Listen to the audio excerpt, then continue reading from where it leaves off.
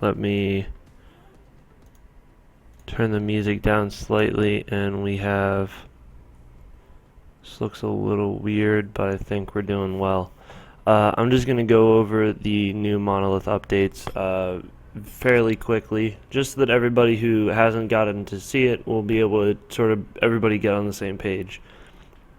Tried to do a stream of this before, but it ended up being like 15 minutes long, and looking at the other guides, they're like generally 6 minutes. So I'm going to cut this down, and we're going to get through this a lot faster because I did get distracted. First thing that we got to cover is obviously Monolith has no max movement speed, or no travel mode. Sorry, I keep saying that. It has no travel mode, but what they did to compensate for that is that everybody has a increased movement speed. So right there. So everything is supposed to become more lethal, and that's how Paragon is trying to get it to move a little faster while still like allowing you to feel like you've played a lot of game time while getting it to sort of get done quicker. So that's, I love this picture. But that's pretty much the first part that they talk about. And then from there, the next thing that is going to be huge is that primary attacks are now basic damage, and activatable power is ability damage. So they've completely gotten rid of the physical and energy damage and physical and energy armor. And they're going with, this is talking specifically about armor, they're going with a basic damage and an ability damage, and this is how you're going to build your armor around whether you want to shield against basic attacks or ability attacks. And then with that, they're now just doing equipment cards of unified power stat. So all of the damage will have just power as the basic attack, and that's supposed to be that's going to increase, not really increase much, but that's just going to sort of unify everything together, which is what they talk about right here.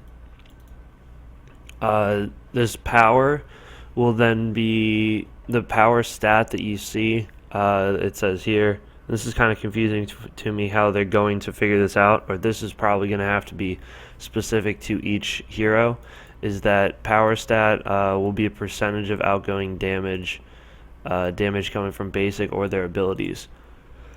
So they give an example here of Gideon. His ability will do will increase considerably when you buy power, but the basic attacks will only get a small bump in power, and that's vice versa with Murdoch, which I think is really interesting. I want to see how that works out, and I feel like it's just a lot of work to do that instead of just adding to both and just increasing both. But I also think that this is going to change the gameplay a lot, and sort of make the heroes who cast abilities stronger and able to compete with the basic attack, which I think is really good, because right now my gadget deck has pretty much straight damage and cooldown reduction, so that I'm getting the most out of that the ability casting.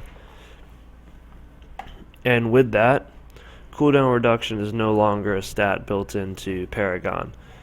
So you'll pretty much see this trend happening, that we have to change everything that we know about Paragon right now. And we're going to have to pretty much rework all the decks, which personally I have 31 built decks, so that's going to take a lot of time to change stuff over. But cooldown reduction has changed, but to counter that, they pretty much reduced the time of every ability to make it a lot faster. They give us an example here. The Sticky Mine went from a 15-second cooldown to an 8-second cooldown. Rampage's ult on level 3 is a 40-second cooldown. So I am not too jazzed about Rampage having a even better ultimate now, because he is considered one of the more powerful heroes in Paragon, but we'll see how this works out in the end. So mana makes a comeback. Mana is, so to counteract the cooldown reduction, they're now sort of increasing the cost of some of these abilities. So you more likely to buy mana to make the abilities better. So with that, now we have Bellica is probably going to be an even stronger hero, since everybody will most likely be building some kind of mana. So here's a Greystone. This is a reworked ability. Reforged is ultimate. Damage is not physical, it's now ability. And the huge thing with the Monolith is that everything is about speed now. So instead of knocking people up, Greystone dies, enemies are slowed. It's more powerful the closer they are. So it's sort of like it's more like a Gideon ult, I would say now, since they're slowing them down. And then this is just getting that part. 5-second cooldown is now gone. And then here's that cooldown reduction. We're going from a minute and a half, or 2 minutes exactly, to under a minute and a half for that ability. So that's a pretty huge difference. We'll see how all that works out.